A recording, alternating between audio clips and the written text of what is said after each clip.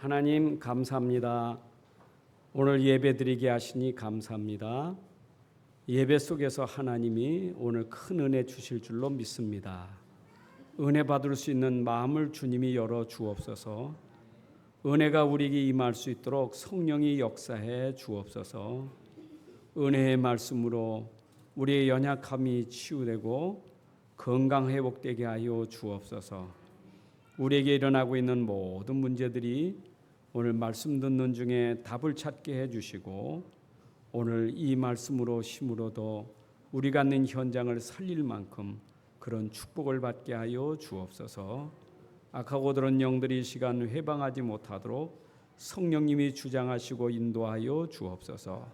주 예수 그리스도의 이름으로 기도합나이다. 아멘. 할렐루야. 반갑습니다.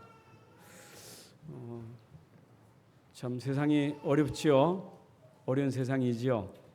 근데 어려울 때 그 어려움에 어떤 환경적인 요인에서 어려움도 있지만 또 우리에게 어려움은 사람을 통해서 오는 어려움이 참 또 커요. 누군가 나에게 어려움을 줄 때 얼마나 힘듭니까? 근데 또 알아야 될 것은 내가 남에게도 어려움을 주고 있다는 것을 아셔야 돼요. 이 세상에 살면서 우리는 서로 이렇게 힘이 돼야 되는데 도리어 어려움을 주고 어려움을 받고 이렇게 살아가는 세상 삶이에요. 어쩌면 그게 우리 세상 삶이거든요. 근데 누군가가 어려움을 주는 건 아닌데 자기 스스로가 스스로 어려움을 겪는 사람이 있어요. 스스로 어려움을 겪어요. 그게 뭘까요? 그것은 어쩌면 비교의식이요. 자꾸 자기 자신이 다른 사람과 비교하는 거예요. 비교하다 보니까 열등감이 생기잖아요. 저 사람은 저렇게 잘 나가는데 왜 나는 이렇지? 저 사람은 저렇게 멋있게 생겼는데 난 이렇지? 저 사람은 어째 이렇게 가정도 괜찮은데 난 왜 우리 가정이 이렇지? 자꾸 비교하면서 자기 자신이 열등감에 빠진단 말이에요. 그 열등감이 어떤 때는 자괴감이 되는 거예요. 자기 스스로 자꾸 무너지는 거예요. 그러다 보면 이제는 죽고 싶은 충동심도 생기는 거예요. 비교하다가 자살까지 가는 거 아니겠어요? 그러니까 비교라는 것은 참 그게 굉장히 문제가 커요. 근데 우리는 우리 자신도 우리에게 그렇게 우리 속에 되어진 게 자꾸 그런 게 많아, 의식이. 심지어 교회 와서도 그런 비교 의식에 빠진단 말이에요. 저 사람은 저렇게 달란트가 많아가지고 일을 잘하는, 난 달란트가 없는 것 같아. 난 뭐 할 게 있어야지. 저 사람은 정말 얼마나 저렇게 많은 것을 가지고 있나. 이런 것들이 자기 스스로 어렵게 만들어요. 또 반대 현상은 이게 우월감이요. 남을 보면서 굉장히 우월감을 가져요. 막 대단하게. 그러다 보면 이제 교만함에 빠지죠. 스스로 교만한 거예요, 이제. 성경도 교만은 패망의 선봉이랐는데 자꾸 교만하면서 망하는 거예요. 결국은 비교하면서 우울증에 그 열등감에 자꾸 잡혀가지고 자기 스스로 망하고 또 비교하면서 우월감 속에서 또 이게 패망하게 되고. 왜 그럴까요? 그거는 자기 정체성을 못 찾아서 그래요. 여러분, 내가 누구인 줄 알면 그래 안 해요. 하나님 보실 땐 사람은 다 소중하잖아요. 그 다 소중한 사람 속에 나도 소중한 사람이에요. 여러분 자신이 내가 소중한 사람이라고 생각하면 생각이 달라져요. 비교하다가 나는 쓸모없는 사람, 나는 가치 없는 사람, 이래 속아버려요. 근데 하나님 앞에서는 다 귀하고 소중한 사람이에요. 심지어 우리 교회에 와서 앉아있는 분들 다 소중하고 귀한 사람이에요. 그게 자기 정체성이에요. 그럼 내가 진짜 소중하다는 걸 어떻게 찾아낼 수 있겠느냐? 그것이 말씀 속에서 우리가 찾을 수 있는 거예요. 여러분, 말씀을 제대로 알아야 내가 얼마나 소중하고 귀한지를 알게 돼요. 말씀을 모르면 나의 존재의 가치를 몰라요. 진짜 말씀을 제대로 알면 야, 하나님이 나를 창조하셨구나. 하나님이 나를 만드셨구나. 그잖아요. 여러분들이 누가 만들어요? 하나님 만드셨다고. 하나님의 작품이요. 그 말씀 속에서 내가 이 정체성을 찾게 되는 거예요. 여러분, 하나님 만든 사람이 얼마나 다 멋있습니까? 하나님의 작품이 멋이 없는 게 없잖아요. 다 멋있지.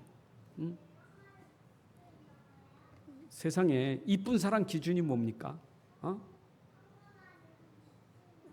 그 크게 생각하면 있을 자리에 있는 게 이쁜 사람이지. 그래도 하나님은 다 있게 하셨어요. 있을 자리에 다 있게 하셨어요. 나 같은 사람 세상에 아무도 없어. 여러분 자신 같은 세상 아무도 없어요. 유일한 존재예요. 그렇잖아요. 근데 자기를 그렇게 비하하니까, 자기에 대해서 그 정체성을 놓치니까 자꾸 누구처럼 만들려고 해. 이태희, 김태희인가 이태희처럼 만들.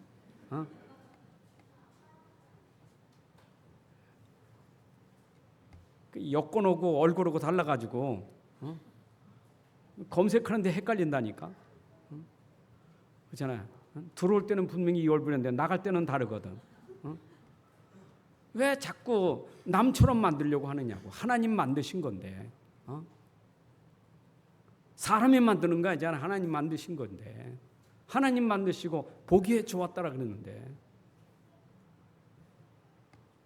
성경을 믿어야 그걸 알지. 성경을 모르고 성경을 믿지 않으니까 원숭이 후손이고 말이야. 인간은 그냥 저절로 생긴 거고 이래 착각하는 거예요. 분명히 하나님은 흙으로 우리 인간을 지으셨어요. 우리가 하나님께 만들어진 최고의 작품이요. 아멘. 오늘부터 거울 보시고 작품을 한번 잘 감상해 보세요. 어찌 하나님 이렇게 이쁘게 만들었는지. 멋있잖아요. 진짜 믿어지세요? 속지 마세요. 그래서 성경은 우리에게 하나님 놓쳐버리니까, 하나님 떠나니까 자꾸 인간이 인간을 상실해버린 거예요. 그 귀중한 존재, 그 가치를 놓쳐버리고 그냥 자꾸 세상의 종이 되고 사람의 종이 되고 노예가 되는 거예요. 그래서 하나님은 우리에게 진짜 하나님 회복, 사람이 회복되도록, 인간이 인간 회복되도록 하나님 우리에게 주신 게 복음이에요. 여러분, 그래서 하나님 말씀 속에 있는 복음을 우리가 제대로 알아야 우리가 인생이 회복되는 거예요. 그렇잖아요? 인생이 하나님 다 떠났단 말이요. 하나님 모르고 산단 말이요. 하나님 모르고 사니까 어쩌면 인간이 인간을 상실해버리고 짐승만도 못해. 세상에 있는 만물의 찌꺼기 같은 그건 아주 비참한 존재가 되는 거예요. 그런데 하나님 말씀 속에 복음을 깨닫니까 하나님 만나고 보니까 야, 내가 이런 축복된 사람, 이런 귀중한 사람, 소중한 사람 알게 되잖아요. 그래서 하나님은 이 땅에 하나님 떠난 모든 사람들이 다 하나님 만날 수 있도록, 하나님을 알 수 있도록 하나님이 그 길을 주셨는데 그것이 복음이에요. 그 복음이 뭡니까? 바로 예수 그리스도가 복음이에요. 예수 그리스도가 아니고는 우리 인생이 회복될 수가 없어요. 여러분, 오늘도 하나님 말씀 속에서 예수 그리스도 발견하고 우리 인생이 회복돼야 될 줄로 믿습니다.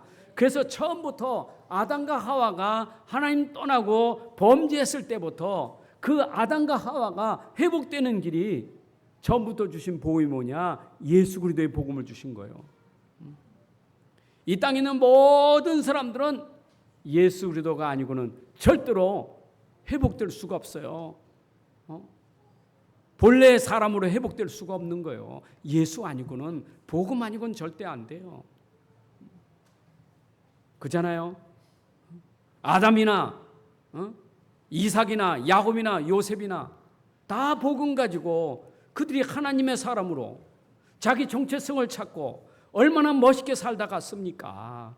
시대마다 다 그런 거예요. 시대마다 다 그 사람들이 특별한 게 아니고 하나신 그 한 가지 복음, 앞으로 오실 예수 그리스도, 오신 그리스도 이거 붙잡았는데 시대마다 그 붙잡은 사람들은 다 인생이 회복됐어요. 자기 정체성을 알고 자기의 사명을 알고 자기 인생을 안 거예요. 그리고 멋있게 살다 갔잖아요. 그렇잖아요. 여러분들에게 지금 증거되는 이 복음이 정말 이 그리스도의 복음이 내 마음속에 진짜 믿음이 되고 진짜 내 안에 확신돼야 나를 찾아요.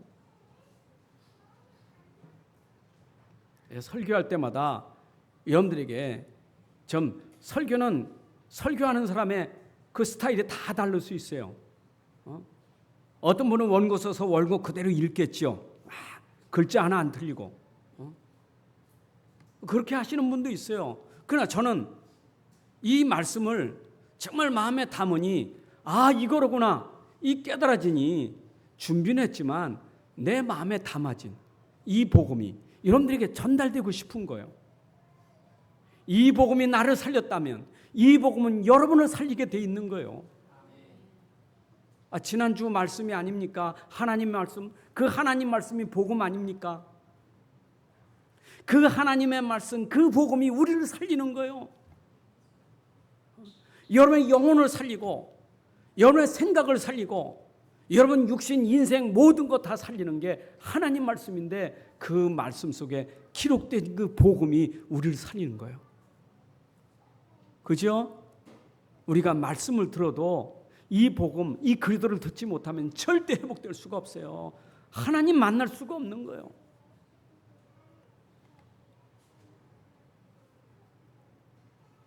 그래서 이 복음을 설명하기 위해서 구약 때부터 계속 얘기하는 게 뭐냐?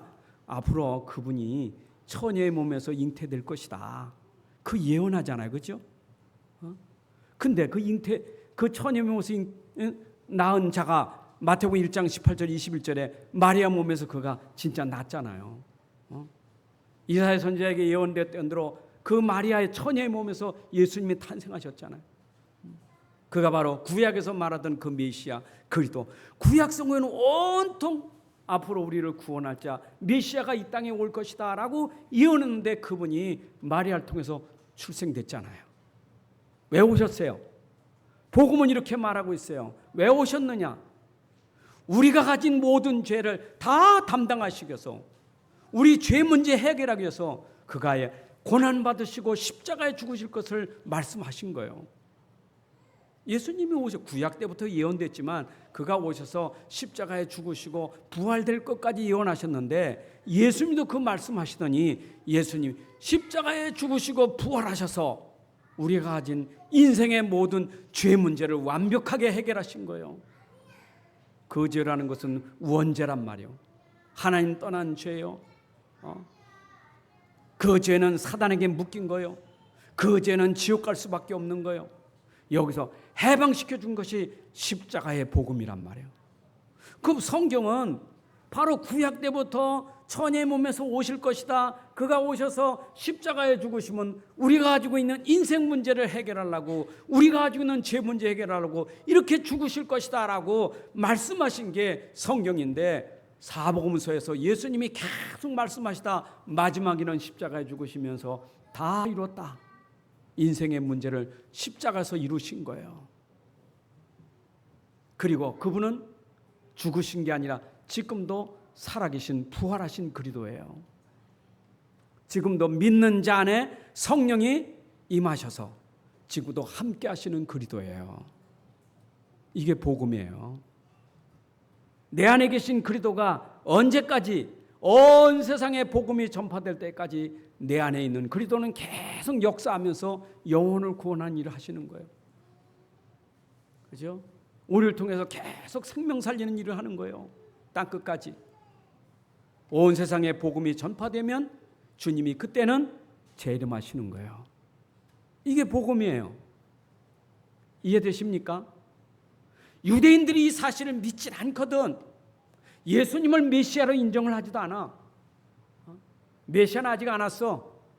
구약의 성경에 메시아가 오겠다고 약속한 건 맞지만은, 그 메시지 들은 건 맞지만은, 듣긴 들었어도 예수님 오신 것은 믿질 않아. 아버지가 말씀하시고, 예수님이 말씀하시고, 선지자가 말하고, 세례 요한이 말하고, 사도들이 말해도 전혀 믿질 않아. 아직도 왕을 기다리고 있는 유대인들, 왕이 오셨다 라고 쓴 편지가 마태복음에 있는 복음 편지예요.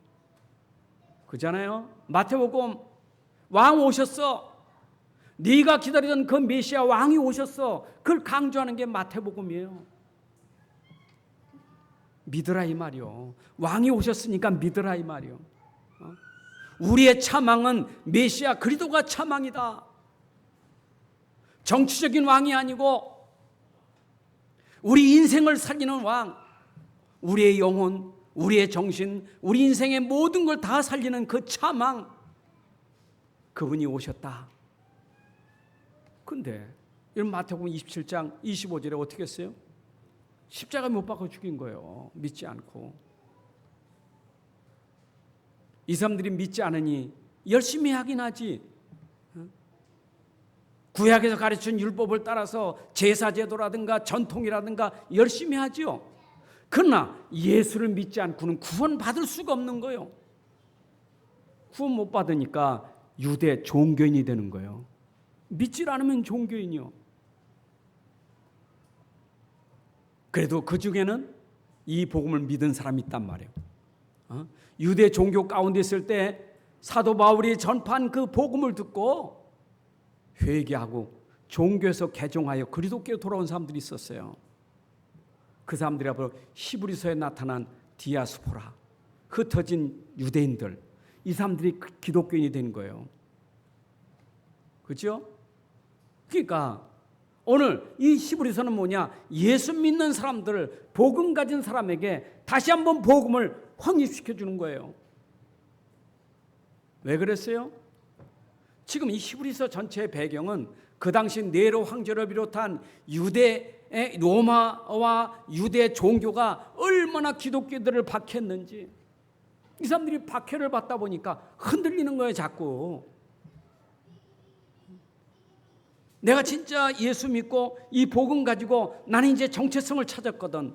나는 하나님의 사람, 나는 그리스도인, 나는 하나님의 자녀, 나는 구원받은 사람, 이걸 찾았는데 핍박이 오니까, 어려움이 오니까 흔들리는 거예요. 그래서 지금 이 히브리서 기자가, 물론 바울이 썼다고 하는 얘기가 많은데 이 복음을 전달한 거예요. 이 사람들이 복음을 놓치고 자꾸 유대 종교에서 자꾸 강조했던 것, 아직 메시아가 안 왔으니까 천사가 기중하는 거예요. 천사가 지금 대단한 거예요. 천사보다 더 크신 이가 여기 있다. 이 사람들이 모세를 굉장히 추앙하는 거예요. 모세보다 크신 이가 여기 있다. 이 사람들이 선지자에 대해서 굉장히 마음을 쏟는 거예요. 선지자보다 더 크신 이가 여기 있다. 이 사람들이 아직도 못 빠져나온 게, 옛날에 제사 지내던 게 섭섭하잖아요. 제사 지던 게 뭔가 이게 행위를 해야 내가 뭔가 구원, 뭔가 이게 신앙생활하는 것 같아. 제사를 못 빠져나오는 거예요. 그러니까 제사장, 대제사장, 이게 대단한 사람들이요. 근데 제사장, 대제사장보다 더 크신 이가 있다. 대제사장. 그분이 바로 그리스도 예수시다. 그잖아요. 육신적인 제사장 말고, 육신적인 대제사장 말고, 이런 세상의 그런 제사장 말고 하나님의 나라에 들어간, 하늘에 들어간 하나님의 아들 예수 그리스도, 그분이 대제사장이다. 비교할 수 있겠느냐? 우리가 믿는 예수님이 세상에 모세, 천사, 그렇잖아요. 이런 제사, 이런 제사장 비교할 수 없다. 그걸로는 구원받을 수가 없어. 아니, 제사장도 제사장 스스로가 구원받을 수가 없어요. 자기도 제사 드려야 돼. 피제사 드려야 돼요. 그래서 사실은 지금 히브리서 4장까지 서론적인 얘기를 했다면 16절부터 그 뒤에는 본론적인 얘기를 하는 거예요. 5장부터는 제사에 대해서, 제사장에 대해서 아주 집중적으로 복음을 말하고 있는데 그 서론 얘기가 오늘 본문이요. 5장을 얘기하기 전에 지금 4장 말미에 예수님이 누구냐? 우리의 제사장이다. 대제사장이다.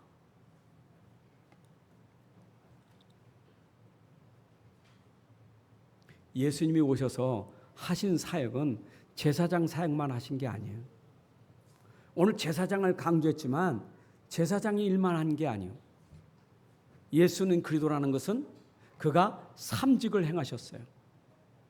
그는 하나님 말씀을 선포하는 선지자적 사역을 했고, 그는 흑암 권세를 꺾는 왕적 사역을 하셨고, 그리고 죄 문제 해결해 주는 제사장의 사역을 하신 제사장이시죠. 그래서 예수님은 우리의 큰 대제사장이 되신다. 여러분, 예수 그리스도는 우리에게 큰 대제사장이 되는 줄로 믿습니다. 사실은 큰 대제사장 할 때 그 대제사장이 대자가 큰 대자예요. 그럼 어떻게 돼요? 큰 제사장이요. 대제사장이요. 예수 그리스도는 이 땅의 대제사장을 유대인들이 굉장히 최고로 여기지만 그분보다 더 큰 제사장이 있으니 대제사장, 그분이 예수 그리스도시다. 그죠? 자, 보세요. 구약에서 제사장이 있었다는 것은 하나님이 제사 제도를 만들었다 이 말이에요. 제사 제도를 만들고 제사장을 세웠다는 것은 하나님의 방법인데 왜 하나님이 제사와 왜 제사장을 세웠느냐? 이거 안 하면 안 돼. 제사 안 지나면 안 돼. 제사장이 없으면 안 돼. 모든 사람은 제사를 드려야 돼. 모든 사람에겐 제사장이 있어야 돼. 이거 없으면 안 돼요. 하나님 주신 복음, 제사가 복음이요, 제사장이 복음이요. 그렇잖아요? 자, 그러면 구약에서 제사 드릴 때 그 제사가 5가지가 있었죠.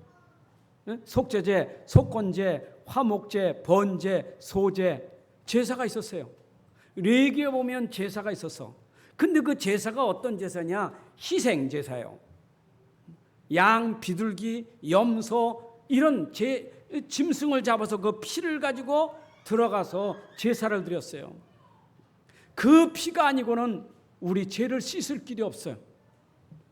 아니, 사람이 죽어야 되는데 순결한 양, 깨끗한 양, 아주 깨끗한 그 양을 잡아서 우리의 모든 죄를 다 거기에 전가하고 우리 죄를 거기다 다 전가시키고 우리를 대신해서 양이 죽은 거예요.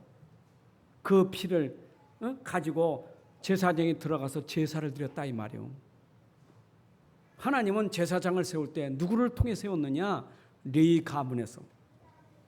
레위 가문에 그 자손들을 가지고 제사장을 세웠죠. 레위 가문 속에 아론의 아들, 거기에 대제사장을 세운 거예요. 하나님이 그런 제사 제도를 만들고 제사장의 일을 할 사람들, 성막에서 성소에서 제사 일을 할 수 있는 레위 자손들을 하나님이 이렇게 세우신 거예요. 제사를 지내겠다니까. 모든 인생은 피가 없으면 안 돼. 피 흘림이 있어야 죄사함을 받을 수 있어. 그래서 하나님은 바로 양의 피, 애굽에서 출애굽할 때도 양의 피를 발라서 빠져나온 것처럼 모든 인생은 이 피가 아니고는 절대로 씻을 수가 없어. 아담 안에서 범죄한 모든 사람들은 아담의 피를 이었기 때문에 모두가 다 처음부터 죄인이요, 처음부터 하나님 떠난 자요, 처음부터 진노 아래 저주 아래 있는 자인데 하나님이 여기서 우리를 구원해 주시려고 하나님이 피의 비밀을 주셨는데 앞으로 오실 예수가 십자가에서 죽으시고 흘리실 그 피가 우리 죄를 씻을 것을 예표하신 그림자였다 이 말. 구약에는 그 제사가, 그 제사장의 일이 뭐냐? 바로 앞으로 예수가 오셔서 이제는 양 가지고 하는 거 아니고 염소 가지고 하는 게 아니라 직접 당신이 한 마리의 양으로, 그렇죠? 인생의 모든 죄와 저주를 다 담당하시고 그래 죽으시는 거예요. 자기가 친히 피를 흘리시고 그 피로 모든 인생들이 하나님 만나게 하는 거예요. 여러분, 이 제사가 있어야, 이 피 제사가 있어야 하나님 만나는 길이 되는 거예요. 피가 없이는 하나님 만날 수가 없어. 하나님 떠난 인생이 하나님 만날 수 있는 그 길을 제사장이 사람과 하나님 사이에서 중보 역할을 하게 된 거예요. 그렇죠? 이게 제사장이요. 앞으로 좀 히브리서 5장 이후에 계속 여기에도 구체적으로 아주 세밀하게 이 제사에 대해서 제사장에서 세밀하게 말씀하고 있지만, 여러분들이 이제 알고 가야 될 것, 서론이니까 알고 가야 될 것은 사람 편에서 하나님과 우리 사이에 중재 역할을 하는 사람은 제사장, 하나님 편에서 인간에게 중재 역할을 하는 사람은 선지자. 그렇죠?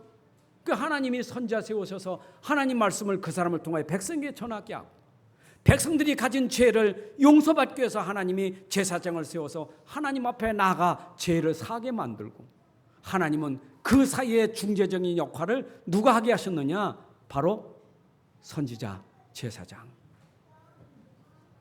이해되시죠? 그러니까 얼마나 제사장이 귀한 일을 했냐, 얼마나 중요한 일을 했겠어요. 근데 여기에 대제사장이 있잖아요.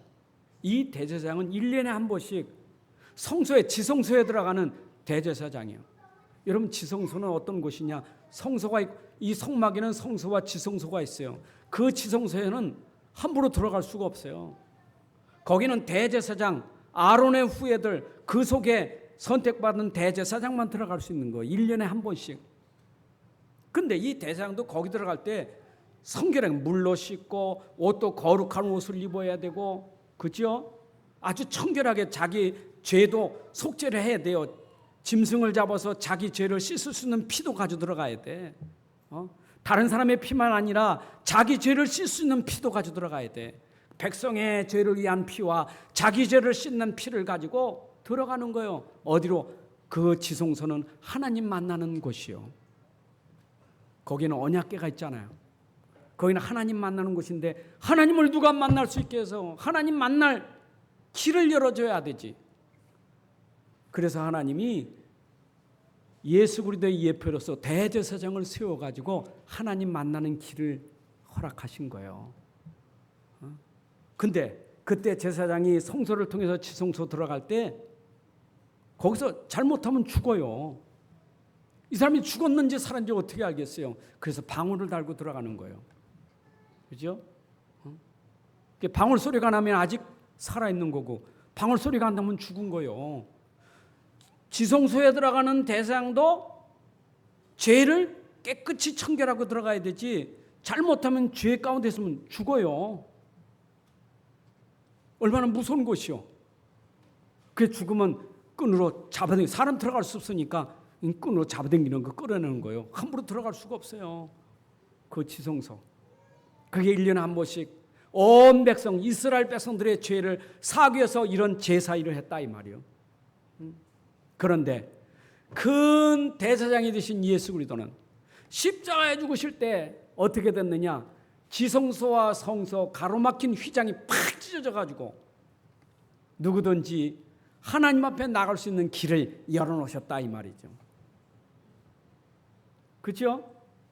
이 땅에 있는 제사장들은, 대제사장들은 땅에 있는 성소, 눈에 보이는 성소를 들어갔지만, 예수 그리스도는 눈에 보이지 않는 하늘 보좌, 하나님 앞에 나갈 수 있는 길을 열어주신 거예요.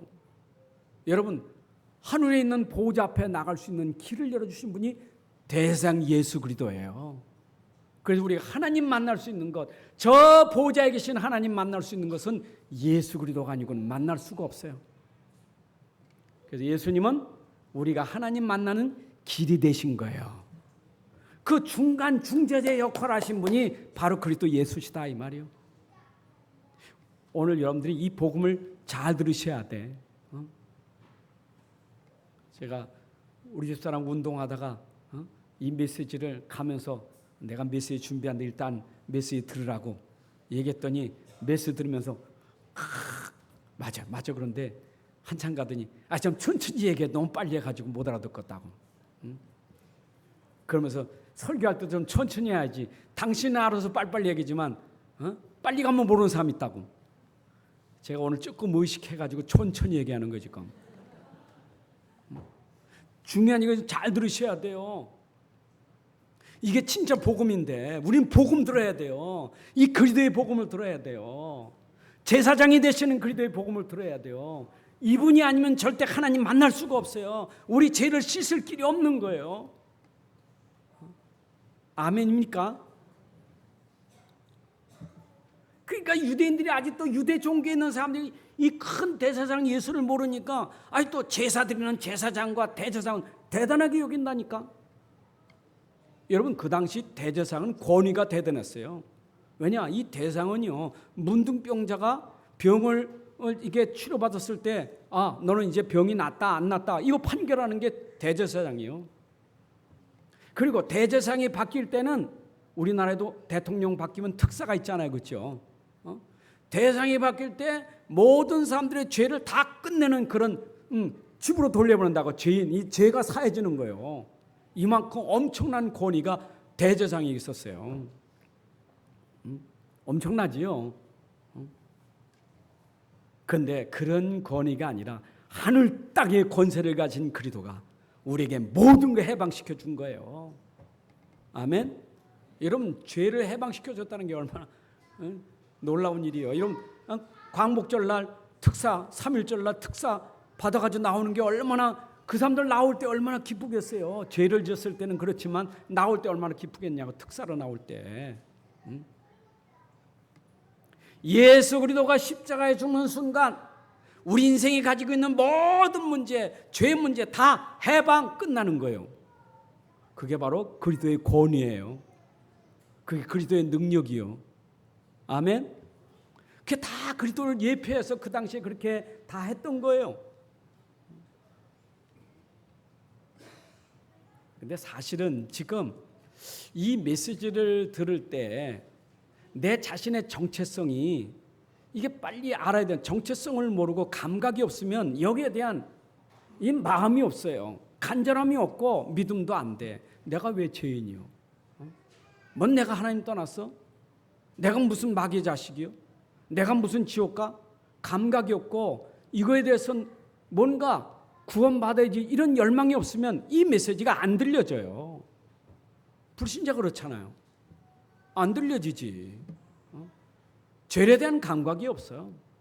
사탄이라는 거 감각이 없어요. 우리가 교회에 나와 있어서도 이 부분에 우리가 감각이 있어야 돼요.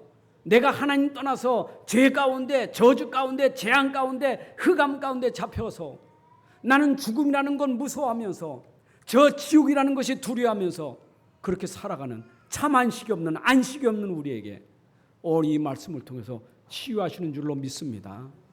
하나님 말씀이 살아있고 운동력이 있다는 것은 바로 이 복음의 말씀을 말하는 거예요. 그렇잖아요. 여러분 지금 4장을 보면서 우리가 지금 그 대제사 4장 1절에 대장인 예수, 3장 1절에 대장이 예수를 깊이 생각하라 이런 말씀을 주시면서 그랬잖아요. 4장 1절에 보니까 두려워하라. 너희들이 또 복음 모르고 그러다가 또 떨어질까 조심하라. 우리가 복음 모르면 자꾸 떨어져. 자꾸 종교로 돌아가 버려. 하나님 말씀은 살아있다. 말씀 들어야 내가 회복된다. 오늘 이 말씀 여러분 진짜 들으셔야 회복되는 줄로 믿습니다. 여러분 정체성이 회복돼야 돼요. 맞죠? 이번 중직자 편지도 또 이 정신병에 대해서 한 면 또 쫙 나왔잖아요. 지금 정신병이 심각해. 유수에도 계속 정신병, 조현병 계속 나오잖아요. 아마 지금 미국도 그렇고 유럽도 그렇고 이 정신병 심각해요. 일본 더 심각해. 얼마나 심각한지 몰라. 근데 우린 감각이 없어. 나는 괜찮으니까. 우리 집엔 괜찮으니까. 감각이 없어. 근데 아셔야 돼요. 이거 정체성 놓치면 우울하다니까. 우울증부터 시작되는 거예요. 내가 진짜 복음 모르고 그리스도 모르면 나의 정체성 놓쳐서 자꾸 우울해져요. 열등의식이 생겨. 그것도 우울감에 빠져버려. 교만하다고. 대단한 것처럼 교만해요. 그래서 자꾸 문제가 생기는 거예요. 그래서 우리는 진짜 복음 깨달아야 여러분 인생이 제대로 회복돼야 돼요. 자, 그러면 예수님이 대제사장이 되셔서 십자가에 죽으시고 우리에게 해놓으신 일이 뭐냔 말이에요. 어떻게 해놓으셨어요? 보세요. 예수님은 죄가 없으신데 그가 당하신 고난 어려움이 많았잖아요. 우리의 약함과 우리의 그 아픔과 모든 걸 다 치유하셨다. 이걸 다 경험하셨다. 동병상련이라는 사자성어가 있잖아요. 같은 병을 가지고 있는 사람들이 서로 동질감을 갖잖아요. 그러게 아프지. 그래 얼마나 아파. 이건 동병상련이요. 같이 똑같이 겪을 때 느끼는 그거 감정이잖아요. 예수님이 그럴 뿐 아닌데 우리고 똑같은 그런 어려움을 당하신 거예요. 우리가 당하는 어려움을 그가 당하셔서 동병상련에 그걸 느끼신 거예요. 우리가 아플 때 그가 우리를 생각하시면서 얼마나 아플까. 말로만 아니라 자기가 경험하셨다, 체험하셨다. 그게 체휼이라는 거예요. 그렇죠? 먼저 성경은 체휼이라고 그렇게 나왔는데 요즘은 또 그 성경 구절이 바뀌어가지고 뭐라고 나왔어요? 15절에 우리에게 있는 대상은 우리의 연약함을 동정하지 못할 리가 아니요. 우리의 연약함을 동정하시지 못할 리가 아니라 왜냐? 자기가 그렇게 당했기 때문에 우리를 동정할 수 있다 이 말이에요. 이사야 53장에 이미 말씀하셨어요. 그가 오셔서 찔림을 당한 것은 우리 허물 때요. 그가 상함을 한 것은 우리의 죄악 때문이라 징계를 받은 것은 우리에게 평안을 누리고 채찍에 맞음으로 우리가 나음을 받았다. 예수님이 십자가에서 그렇게 고난과 죽음을 당하신 것은 우리가 그렇게 당해야 되는 것인데 예수님이 그렇게 당하셨다 이 말이에요. 그 아픔을 당하셨다. 여러분들이 그러잖아요. 내가 아플 때 내가 아픈 걸 누가 알아줘? 내가 힘든 걸 누가 알아줘? 그러죠. 남편도 아내도 못 알아줘도 예수님은 알아주셔요. 그죠? 자식이 날 못 알아줘도 예수님은 알아주셔요. 예수님은 체휼하셨어요. 나를 아시는 분, 내 상태를 아시는 분, 내 상처를 아시는 분, 내 연약함을 아시는 분, 내가 당하는 고통을 아시는 분, 그것 때문에 십자가에 죽으셔서 우리가 가지고 있는 그 문제를 치유하셨다 그 말이에요. 아멘. 여러분들이 조금만 알아도 그러게 주님이 아시지요. 조금만 알아도 여러분들 금방 치유돼요. 이 그리스도를 조금만 알아도 여러분들 치유돼요. 그리스도 안에서 치유되는 거예요. 근데 그가 또 시험을 받으셨어. 모든 일에 우리와 똑같이 시험을 받으셨다 그랬어요. 여기 보니까 우리와 똑같이 시험을 받으신, 모든 일에 우리와 똑같이 시험을 받으셨다. 예수님이 하나님이신데 아니 누가 하나님을 시험하겠어요? 근데 인간의 몸을 입고 사람의 몸을 입고 이 땅에 오셔서 우리 사람처럼 시험을 받으셨어요. 여러분들이 잘 아는 대로 예수님 공생이 시작할 때 마귀에게 시험 당하셨죠? 예수님도 40일 금식하시면서 허기 지셨거든요. 허기를 지셨다니까 얼마나 배고프셨겠어요. 인간의 몸을 입으셨는데 하나님이시면 그는 사람의 몸을 입었어요. 100% 사람이요. 그는 100% 하나님이고 100% 사람이시라니까. 50% 하나님이고 50% 사람이 아니고 완전한 하나님이시면서 완전한 사람이셔요. 그러니까 우리 인간이 가지고 있는 연약함과 시험을 그가 인간의 몸을 입고 오셔서 다 당하신 거예요. 우리 연약한 인간이 얼마나 시험당하고 미혹당하고 유혹당하고 넘어지는 게 얼마나 많습니까? 그거를 주님이 당하셨다 이 말입니다. 여러분들이 시험당하신 것 주님이 당하신 줄로 믿습니다. 그래서 우리가 시험당하는 걸 주님은 아신다고요. 주기도문도 시험에 들게 하지 마옵시고 기도하잖아요. 주님은 아시잖아요. 아멘. 시험이 와도 시험에 들 이유가 없어요. 왜냐? 우리 주님은 시험을 받으셨기 때문에. 고린도서 10장 13절에 있잖아요. 우리가 시험을 당할 때 우리가 감당하지 못할 시험을 허락지 아니하시고 감당하지 못할 점은 피할 길을 주시고. 그죠? 우리 주님이 다 하셔요. 그러니까 우리가 진짜 그리스도를 붙잡는다면 내가 연약해서 시험 들고 그때 무너질 일이 없어요. 진짜 주님 붙잡으면 무너질 일이 없어. 주님을 붙잡는다면 무너질 일이 없어. 주님 우리에게 든든한 거요. 반석이요.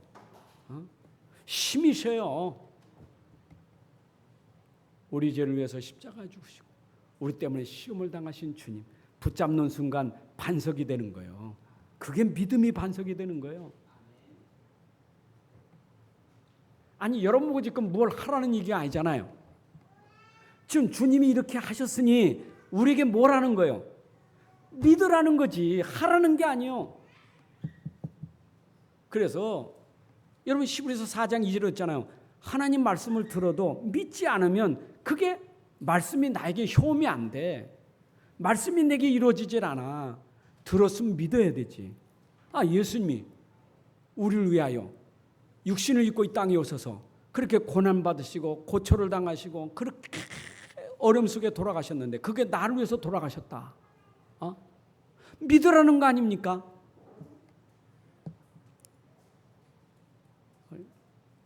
그동안 안 믿었어도 이 시간 믿으세요. 진짜 믿으셔야 돼요. 믿어야 그 말씀의 역사가 일어나는 거예요. 이건 진짜 하나님의 은혜, 하나님의 은혜로 믿어지는 건데 진짜 믿으면 역사가 일어나요.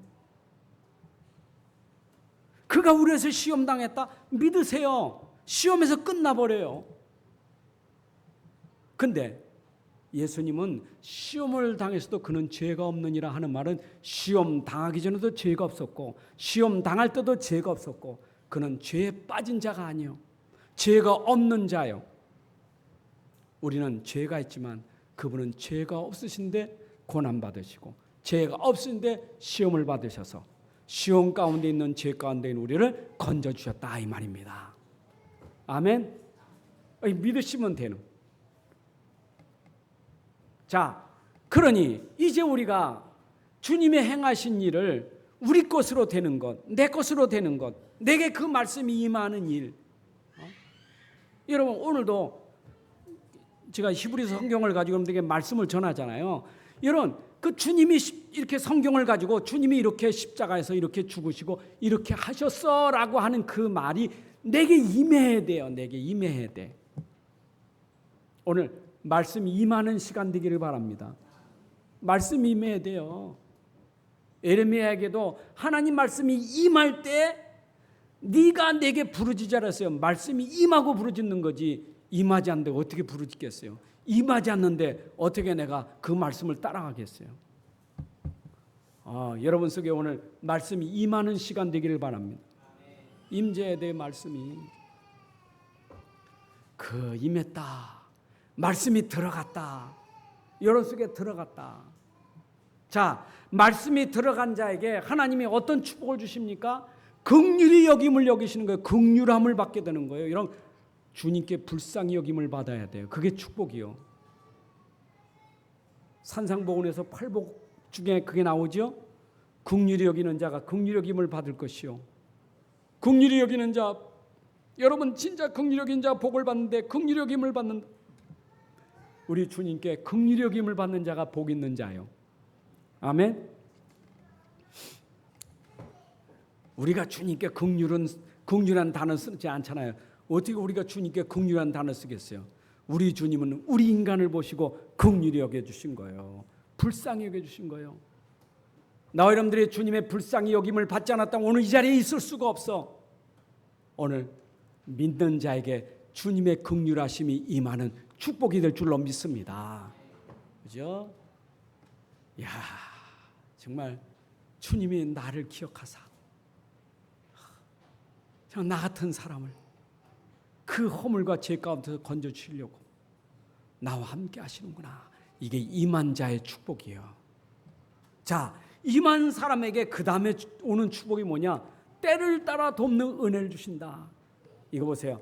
말씀이 임한 자에게 하나님이 은혜를 주시는데 어떻게 은혜를 주셔요?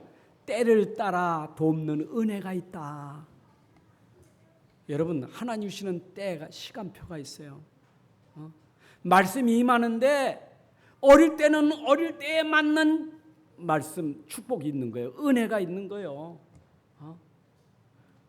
청소년 땐 청소년에게, 장년에겐 장년에게, 어떤 때는 믿음도 갓난애 같은 새신자에겐 새신자에게, 중직자인 중직자에게, 목회자는 목회자에게 하나님이 때를 따라 주시는 은혜가 있다 이 말이에요. 누구에게 그 은혜를 입게 돼요? 말씀이 임한 자에게. 예수님 십자가에서 다 이뤘다. 내가 다 이뤘다. 하나님 만나는 길로 너의 모든 죄 다 끝냈어. 흑암 것에 끝냈어. 내가 다 이뤘어. 이것을 믿는 자에게, 임하는 자에게 하나님이 때를 따라 은혜를 주신다 이 말이에요. 그 은혜가 날마다 날마다 새로운 은혜예요. 여러분, 때를 따라하는 것은 하나님의 시간이 1년 전 다르고 오늘 다른 거예요. 어제 다르고 오늘 다른 거예요. 때가 있는 거예요. 하나님의 때가. 말씀이 임한 자에게 하나님 때를 따라 돕는 은혜 주신다. 여러분들 도우시는 은혜가 있는 줄로 믿습니다. 참 얼마나 하나님 도와주세요. 그게 아니고 말씀이 여러분들에게 임하면 하나님이 돕는 은혜를 주신다 이 말입니다. 주님이 도와야 될 이유를 아시오. 주님이 역사하셔야 될 이유를 알아. 하나님 거기에 맞는 은혜를 주시는 거예요. 그게 시간표에 맞는 은혜를 주시는 거예요. 어쩌면 우리가 은혜 받는 것이요, 우리 수준 기준이 아니요, 하나님 우리를 아시고 주시는 것, 시간표에 가장 좋은 것으로 우리가 살 수 있는 것을 주시는 거예요. 그냥 무조건 되고 주면 죽어요. 그게 은혜예요.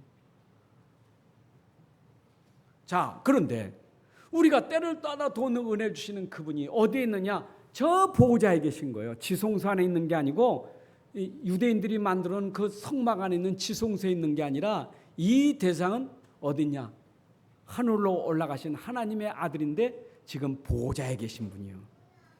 여러분들, 나 여러분들이 은혜 받는 것이 어디서 오느냐? 은혜의 보호자에서 임하는 줄로 믿습니다. 위에서 내려오는 거, 위에서. 보세요. 대상이 제사드로 들어가면 백성들이 밖에서 다 기다리잖아요. 제사드려 들어갔을 때 그럼 자기 피를 다 가지고 들어갔단 말이에요. 그럼 제사 드려주잖아요. 그럼 제사 드리고 나오는 제사장은 백성들에게 뭘 전달해야 되겠어요? 하나신 은혜, 축복, 응답을 다 전달하는 거예요. 그렇죠? 들어갔다 나올 때는 백성에게 이거 전 축복을 전달하는 거 아니겠어요?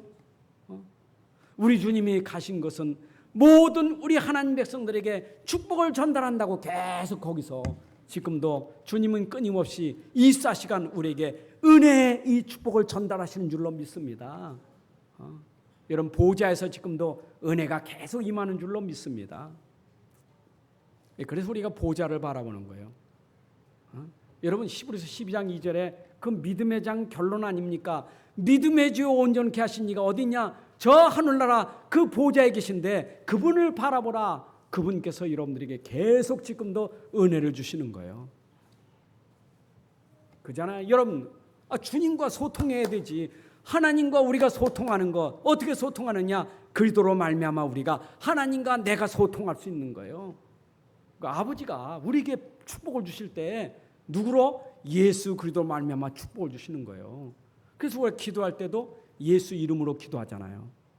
예수 이름으로 기도하면 아버지가 예수 이름에 따라서 우리에게 축복을 주시는 거예요. 그래서 우리가 보좌 앞에 나갈 때 주님의 이름으로 기도하면서 나가는 거예요. 그래서 그분이 우리에게 지금 보좌에서 계속 은혜.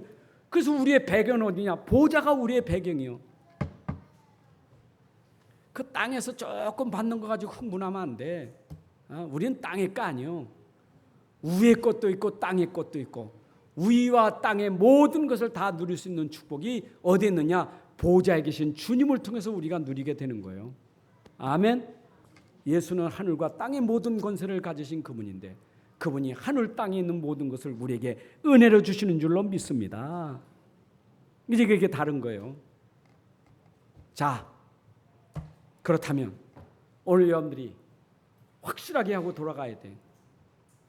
내 안에 진짜 이 복음, 내 안에 그리스도가 있다면 어떤 사람이 됐느냐? 확신을 가지셔야 돼. 내 안에 그리스도가 계시다. 나는 구원받은 하나님의 자녀. 정체성이 흔들리면 안 돼요. 구원받은 하나님의 자녀. 지금도 성령으로 나와 함께 하고 계시는 나는 그런 축복받은 사람이요. 여러분 성령이 여러분에 함께 계신 줄로 믿습니다. 이거 여러분도 흔들리면 안 돼요. 자꾸 우리는 그건 눈에 보이지 않는 그거를 모르니까 자꾸 눈에 보이는 것 때문에 쏘아가지고 비교하다가 무너지고 넘어지고 그래. 그 비교 대상이 안 돼요. 세상 거 비교하지 마세요. 우리는 그 비교할 수 없는 축복이 지금 우리 안에 있는 거예요. 그리스도 안에서. 아멘. 그래서 여러분들이 뭐 해야 되겠어요? 절대 속지 마세요. 자꾸 유대인들이 핍박당하고 어려움 당하냐 속아. 자꾸 속아. 복음을 놓치고 속는 거예요. 어디로? 옛날로 돌아가는 거예요. 자꾸. 그 종교가 좋은 것처럼 돌아가 버려. 여러분들이 복음 모르고 종교 생활할 때 얼마나 고생 많이 했는데 또 힘해가지고 또 고생 속에 또 들어가야 되겠어요? 우리가 복음 모르고 열심히 해가지고 말이에요. 얼마나 고생을 많이 했는데 또 힘해가지고 내가 열심히 한다고 또 들어가야 되겠어요? 속으면 안 돼요. 우린 열심히 하는 게 아니에요. 우리는 믿음으로 하는 것이지. 우린 열심히 사는 게 아니에요. 인도받고 사는 것이지. 우린 자꾸 열심으로 뭔가 하려고 하니까 열심히 하다가 스스로 넘어져. 난 열심히 해도 안 되고 말이에요. 열심히 하는 거 고생이고 열심히 해도 안 되니까 낙심하고. 속지 마세요. 세상은 또 그렇게 하잖아. 열심히 해. 열심히 하면 된다고. 노력하면 된다고. 여러분 복음 없는 사람이 노력하면 돼요? 그게 성공 아니에요. 노력은 성공의 어머니라고. 그게 복음하고 맞는 얘기일까요? 노력은 좋은 말이지, 좋은 단어지. 그렇죠? 근데 우리가 복음을 가졌다면 노력해야 될 일이면 노력해야 되겠죠. 복음 가졌으니까. 그래서 복음 없으면 아니요. 속으면 안 돼요. 아멘. 사실 우리 지금 기도하고 있는데 기도도 열심히 하는 게 아니에요. 기도는 누리는 시간이지. 우리가 누리는 걸 못하고 자꾸 기도 열심히 하면요. 이상하게 돼버려요. 우리는 하나님을 누리는 시간이 기도예요. 하나님을 찬양하면 누리고 기도하면서 누리고 말씀 들으면서 누리고 그런 행복한 시간이 그 기도의 시간이지. 아멘. 우리는 자꾸 속으면 자꾸 내가 나간다니까. 내가 뭘 해야 되고 이렇게 자꾸 빠져들어요. 다시 한번 강조하고 오늘 설교 제목이 큰 대제사장 누구라고요? 예수 그리스도. 그 말은 이스라엘 백성들이 당시에 대제사장이 얼마나 귀한 분이겠어요. 얼마나 대단한 존재겠어요. 근데 이 사람들이 큰 대제사장을 모르니까 그 대제사장이 최고인 줄 알아. 근데 우리는 유대인들이 모르고 있는 유대 종교가 모르고 있는 하늘 보좌에 계신 큰 대제사장 우리의 배경이다. 그분이 우리의 배경이다. 아멘. 예수 그리스도가 우리의 배경이라니까. 자, 이 배경 가지고 우리는 지금 인생길을 가고 있어요. 그죠? 나는 이번 주간에도 이렇게 말씀 묵상하면서 생각해 보니까 그러게 말이요. 자꾸 복음 놓치고 말씀 놓치면 자꾸 속는 게 내 생각이라. 이게 생각이. 그러니까 여러분 생각해 보세요. 세상에 생각이 똑같은 사람 있어요, 없어요? 나하고 생각 똑같은 사람 있어요, 없어요? 아무도 없어요. 아무리 절친한 부부라도 생각이 똑같지 않아요. 아무리 이쁜 자식은 생각이 똑같지 않아요. 생각은 다 달라요. 근데 우리는 자꾸 속아. 말씀 놓치면 자꾸 자기 생각에 잡혀버려. 자꾸 자기 생각에 안 맞으면 싫은 거예요. 자기 생각에 맞으면 좋은 거예요. 전부 기준이 자기하고 맞아야 돼. 자기하고 안 맞으면 다 놓여. 그게 속는 거예요. 여러분 우리는 배경이 하나님 배경이고 그리스도가 배경이고 그분의 말씀이 배경이요. 우리는 그걸 잡고 가야 돼. 근데 우리는 자꾸 생각에 잡혀가지고 자꾸 자기 생각. 늘 수준이 자기 생각이라. 이 설교도 여러분 자기 생각으로 들으면 안 돼요. 말씀을 자기 생각으로 들으니까 자꾸 내 생각과 안 맞으면 여러분들 큰일 나요. 여러분 생각으로 말씀 듣지 마세요. 믿음으로 들으시기 바랍니다. 믿음으로 들어야지 생각으로 들으면 안 돼요. 하나님 말씀 믿는 거지 생각이 아니에요. 그러니까 꼭 말씀 듣고도 포럼할 때 보면 말씀은 떠나가지고 자기 생각으로 계속 포럼하는 사람이 있어. 어떤 때는 말씀까지 틀리다고 말해요. 말씀이 틀린 거예요? 내가 틀린 거예요? 하나님이 틀린 거예요? 내가 틀린 거예요? 우린 착각해. 자꾸 하나님이 틀렸다는 거지. 말씀이 틀려. 여러분 그 얼마나 큰 그 죄예요. 여러분 내 생각 내려놓고 그냥 하나님 말씀 믿으세요. 신뢰해야 돼. 신뢰. 아멘. 자, 오늘 예수는 누구라고요? 예수는 그리스도인데 큰 대제사장. 대제사장 말고 큰 대제사장. 어디 계셔요? 하늘 보좌에 계신 분이요. 배경입니다. 붙잡고 한 주간 동안 이 안에서 승리하시기를 주님의 이름으로 축복합니다. 하나님 아버지 감사합니다. 오늘도 우리에게 귀한 시간 주셔서 말씀이 선포되고 선포된 말씀을 믿고 다시 한번 누리게 해주시니 감사합니다. 우리 안에 큰 확신과 능력이 되게 하시고 이것이 삶 속의 증거가 되게 하여 주옵소서. 가는 곳마다 모든 죄와 저주와 흑암이 꺾어지게 하시고 그리스도로 말미암아 하늘 땅의 모든 것이 회복되는 보좌의 축복이 임하게 하여 주옵소서. 주 예수 그리스도의 이름으로 기도합나이다.